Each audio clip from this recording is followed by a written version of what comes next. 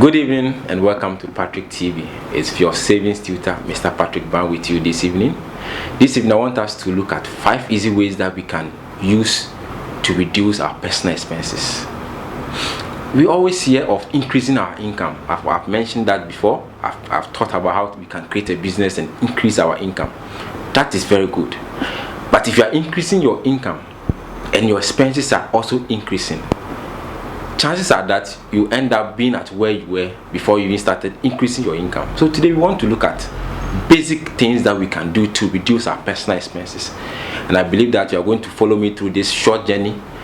And I believe that you're also writing certain things down for the future. So the first thing we are going to look at is that we need to manage our energy at home. Energy here means our light bills and our water bills. We need to set a cap of how much we want to spend on these things. So for example, if you are earning 1,000 and you want to set up a cap for your expenses on energy, it should be clear. So for example, you may choose to say that, okay, because I'm earning 1,000 cedis, I want to spend 100 cedis on light and water bill. That should be made clear. Don't forget that as you go beyond the 100 cedis, whatever money you are picking from another line that you've already planned for. So if it's 100 cedis you have set for it, you make sure that you work within the 100 cedis. That includes that turning certain gadgets off when you are not using them. It means that you manage how you use your AC at home or the fan, how you use your television at home. These are the basic things that you can do to manage yourself when it comes to energy. The second point is that we need to learn how to manage our data and airtime. Why do you have to spend so much money on airtime and data when you can use just even 50% of that into a savings account? Don't forget that the data and the airtime you are using, most of it does not bring any returns to us in terms of income. If your work demands that you use data, then that one is a different story. But I'm talking of personal use of data. So some of us use it personally for movies, downloading stuff, going to YouTube, watching music videos. I'm not against doing that. But if that will mean that you are going beyond how much you are earning, you are going beyond your income, then you need to manage it well. Also, you need to set a cap for that. The third thing is that when we are shopping, we need to shop at a place that is equal to our income level. Don't go to a shop where things over there are even equal to your income. You'll be forced to elevating yourself to levels that you are not there yet. So if you think that your income permits you going to bend down boutique, go there. Don't go to that supermarket because you think people are going there and you think that when you wear their dress, people will talk about it. It is not what you wear. It is about how much money you can make to buy what you are wearing.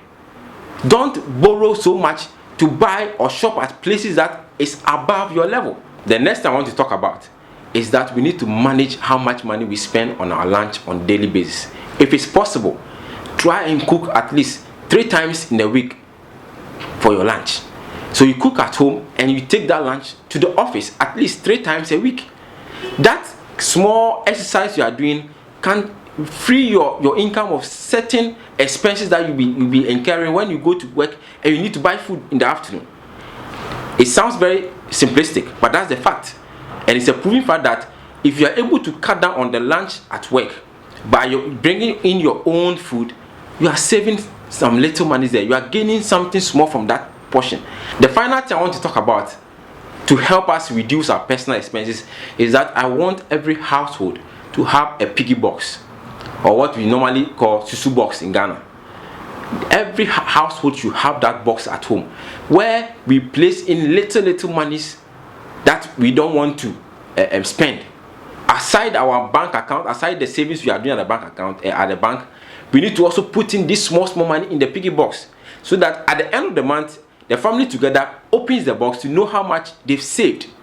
It becomes a joyful way of saying that, okay, instead of me using the money to buy something that is of no use, why don't I drop it in the piggy box so that at the end of the month, together as a family, whatever we have, we can use it to buy or even supplement our expenses as a family. I believe that you have enjoyed this evening's teaching on how we can reduce our personal expenses.